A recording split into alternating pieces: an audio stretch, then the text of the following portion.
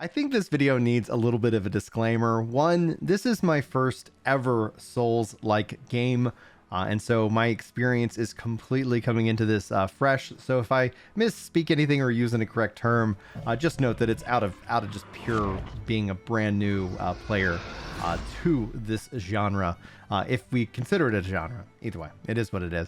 The other one is, obviously, I streamed my playthrough, so I've spent 3 hours with this game. You might consider this video kind of a crap review or first impressions, or maybe both, of Elden Ring. And obviously, being that I streamed it, my experience might differ, but there's one thing that I want to touch on first before I get into my thoughts overall about Elden Ring. And one, it's kind of the ghosts and the bloodstains. Like, even if I wasn't streaming it, this game feels very connected. It feels like a very multiplayer community-based game, while at the same time retaining that single-player essence. I think it almost in a way is kind of restoring a level of couch co-op that we haven't seen in like gaming for quite a while, even if you're not necessarily a content creator or a streamer. I'd love to know your thoughts if that makes any kind of sense, one way or the other. But I want to talk about this experience. I want to talk about like why I can't stop thinking about this game and just how utterly impressed I am with this game. So yeah, that's what this video is going to be. Hi everyone, and welcome to my channel. My name is Brian, if you happen to be new. Generally speaking, I'm making this video for my community here. Sometimes YouTube recommends my content to a bigger audience, so just have mercy on me, if you will. The internet will internet, but I have to say, like, outside of my experience, like, I don't know what the greater global conversation is around Elden Ring. I got into this game off of two recommendations. I was fortunate enough to be a guest on the ACG podcast, and the whole panel praising Elden Ring was the spark that lit the flame of curiosity, because I've been, wrongfully so, I'll admit now, obviously just off my first impressions, just shying away from Souls games based off of just some of the negative stuff that I've generally heard. They're too hard, they're brutal, like they're unforgiving. But like, you then should couple that with, but they're beautiful and they're cinematic and they're like expressive and they're engaging, they're immersive. Like there's these, like, difficulty shouldn't be the reason why I should have been avoiding this game all this time, or this genre of games all this time. So that being said, that was the spark that said, oh, maybe there's something I need to check in here, especially as it relates to my recent videos talking about like no minimap and all that stuff. So that was happening. I think that was probably kind of softening the entry point into this. And then also, asking generally the community, talking with you guys in Discord, everybody here just really encouraging me to check it out. Obviously saying like, do it if you want, like no pressure. And that's the same kind of recommendation, like no pressure, but like, if you're generally curious, like I think you might find something really special in Elden Ring. So that essentially was kind of the decision. So I knew I had a couple things coming up, and then I said, okay, cool, I'm gonna have an opportunity and I'm going to go ahead and play it. So I have to say, like, there's a couple key aspects. I'm going to talk about the music, the environment, kind of the immersiveness, and I'm going to talk about combat and the difficulty that I've experienced thus far. But before I do all that, I want to share just this moment with you right now. What in the world is that? Oh, and what's going on over here? Okay, let's see here. I'm going to avoid the walking turtle. I don't know what it is. I'm going no. Oh my god! Oh my gosh!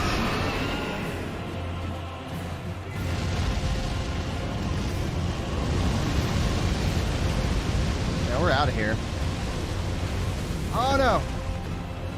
Flying dragon a heal.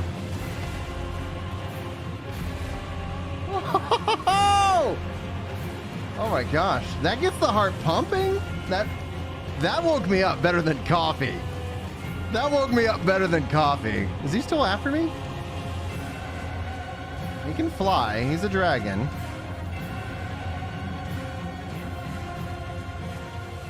And music is fading. There's a freaking dragon in this game. And anybody who's been here for any amount of time hopefully knows this about me. I have a massive amount of love and respect for dragons. You have dragons in your game, and generally I've got a smile on my face. Dragons have been a big part of my childhood growing up. I credit Final Fantasy VI and dragons and stories about dragons as a way that really kind of helped me get over my dyslexia, helped me get over, not necessarily get over it, but like work through it, because I was generally fascinated by these stories and these games to work on reading. I remember even taking phrases that I couldn't understand to my teachers in school and literally like, what's this say? Like, I don't understand this. And then be like, it was some basic word. It was, it was really hard as a kid, but thankfully, I always kind of, credit my parents' video games and dragons as a way of kind of helping me, work through how my brain perceives written word. Anyway, I have to say, like, one of the things I've been on this real kick about is kind of minimalistic in UI and in terms of design, how that makes the game way more immersive. And that's the first thing that I feel right when jumping into Elden Ring. The fact that obviously, like, you can pull up the HUD, but it also in a way just kind of nicely and very cleanly fades away. But it's not just the HUD, it's also the music and the score and how like the sound and the environment and how the music score builds to help bring a level of intensity, curiosity, and in a way danger to communicate all that to me as a player. And clearly you get a glimpse of that in the lake clip with the dragon. Like, it's like, holy crap. And how that musical score builds and how it fades, telling me like, hey, danger might have passed. And I think that's something really important, because as I'm kind of running around aimless, which I appreciate in a way, and also like the fact that the game is letting me go wherever I want, but there seems to also be kind of a designated path. Like, this is the way that you want to kind of play through the core aspect of the game, but you do you, in that regards. And I respect that. I actually really enjoy that. I feel like, and this isn't a knock on other games, right? Like, all of these games can exist at the same time. You don't have to make a one game that fits every type of gamer, because that's impossible. And so Elden Ring in and of itself, from a difficulty level, like, it deserves to have, that difficulty and serve the community that it's built to serve. But that same time, I really appreciate the non-handholdingness of it. Again, let's talk about the fact that I'm streaming, and yes, chat is talking. I'm not receiving all of what they're saying, but I'm able to catch a glimpse or here or two as I ask a question, try to solve it myself, and maybe chat says, hey, look in the menu and equip that item, things like that. So different different type of experience. Then the sense of wonder, like, legitimately, like when I talk about that music score and stepping out into the field and I'm just kind of walking around, it's truly like, it's captivating. It is. It reminds me of Ghost of Tsushima, running around that game, and just having, the game in and of itself kind of like, you can see things off in the distance and you can say, hey, I want to go check that out. And then as the game evolves and as, like I was going around from different places and checking out different things and unlocking the ability to level up, huge perk, by the way, it's like, okay, now I can sit down and really kind of experience some of the core systems that the game has to offer. And so I appreciate that it's not completely all right in my face right at the start. The game's going to let you fail. And that's kind of the point. Like, you learn a lot from failure, and that is kind of this thing that I really want to touch on with you guys in this video specifically. Generally speaking, when I play, especially an RPG, I generally don't engage with the RPG systems the game has to offer unless the game forces me to, in terms of like, punching me in the face. For example, if I'm playing, insert any game here in your mind, and I'm able to go run piece of content and I don't have any struggles in the content, then I won. I did everything right. I was good. But it isn't until the content actually pushes back on me as a player that I need to start to rethink, and thus I engage with the systems. Elden Ring does that right out the gate. It's important for me to engage with the systems. These decisions that I'm playing and how I'm playing the game directly impact my experience of it. And so it forces me to learn the game and the RPG-ness of it early on, as opposed to like getting to the end game or getting to a certain point of the game and all of a sudden the difficulty ramps up. The fact that it feels difficult, that regular enemies can easily overwhelm you if you're not careful, forces me to start to think about my stats, like seriously, about my gear seriously, and it starts to really impact the decisions that I want to make right off the gate, you know, and that's still that learning experience. So I actually really appreciate that, because typically, like, you'll see if I cover like an online game, you know, people are like, oh, Brian, you haven't, you know, like, you're not min-maxing. It's like, I generally don't min-max, because generally speaking, out of the majority of the content, it doesn't even require it.